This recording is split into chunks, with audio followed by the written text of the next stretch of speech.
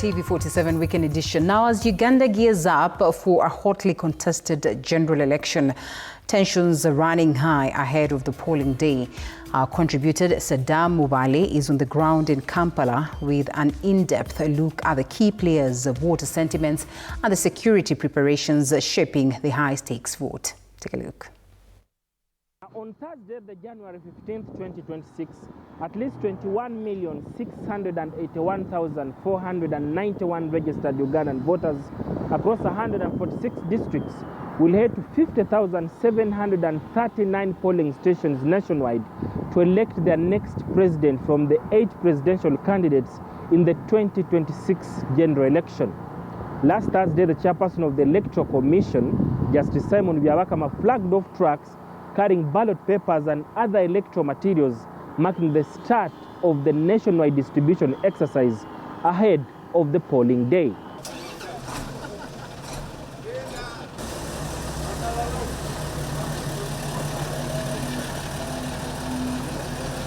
Now, the presidential race has attracted 8 presidential candidates, but the fiercest competition is between the 43-year-old Robert Kyagulanyi Ssentamu, popularly known as Bobi Wine, a musician turned politician representing the main opposition political party, the National Unity Platform, and the 81-year-old incumbent President Yoweri Kaguta Museveni of the ruling National Resistance Movement. President Museveni, who has ruled Uganda for 40 years, is seeking a 7th term in office.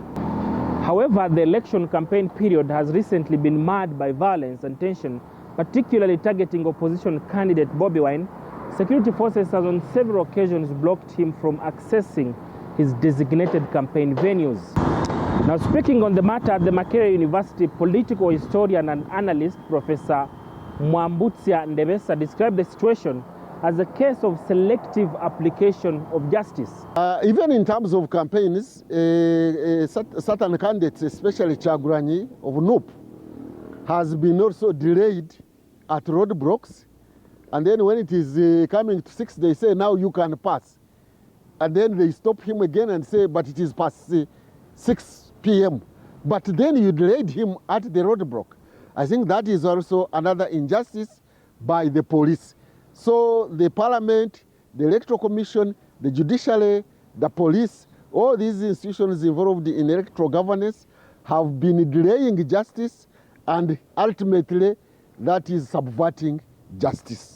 Over the weekend, Bobi Wine's chief mobilizer, Habib Buwembo, was arrested just 4 days before the polling day, raising further concern among opposition supporters. Meanwhile, the opposition has expressed outrage following a new wave of disqualifications of the already nominated candidates by the Electoral Commission. So far, at least 11 opposition parliamentary candidates have been disqualified, a move that has sparked protests and criticism. One, that we did not submit a minimum of 20 registered voters from each electoral area. And this is not true. For us, we have more than 20 from each electoral area. Number 2, some of our supporters, that they supported other candidates. For us, we are not robots. We are not machines. We can't detect who signed for who.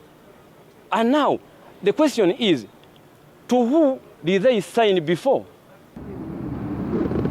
There is a glaring case of partiality by the Electoral Commission. The Electoral Commission denominates a candidate because that candidate's nominators were found to have nominated the NRM candidate. Now, I would have expected that all of them would have been denominated, since the NRM candidate also had names that the NUP candidate has, and the NUP candidate had names who nominated him that the NRM had. That means both of them fall short of following the law. Therefore, both the NUP candidate and the NRM candidate should have been denominated so that we have a fresh nomination exercise. Otherwise, you don't denominate one group, and yet their nominators cut across both parties and both people. That is one case of selective application of the law and justice that falls short of electoral integrity. There is also a growing controversy surrounding what the opposition has termed as vote protection. Opposition leaders urge that according to Presidential Elections Act, voters are allowed to remain at the polling station at least 20 meters from the voting table after casting their ballots to observe the process. However, the Army and the Electoral Commission insist that voters should leave immediately after voting, citing security concerns. That's why for us as a commission, we are saying that it would be appropriate if people first went home so that you will leave room for those who have not yet voted to come and vote. Then when the time for counting comes, you can come and stand at the 20 meters and be able to observe how the counting is taking place. But to keep people who subscribe to different political parties, who support different candidates in one place for so many hours, and you tell me that they are going to be civil, they are going to be calm, like we are in a church setting where they say sit down, then you sit.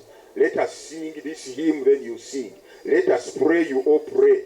Who is going to have that kind of order implemented?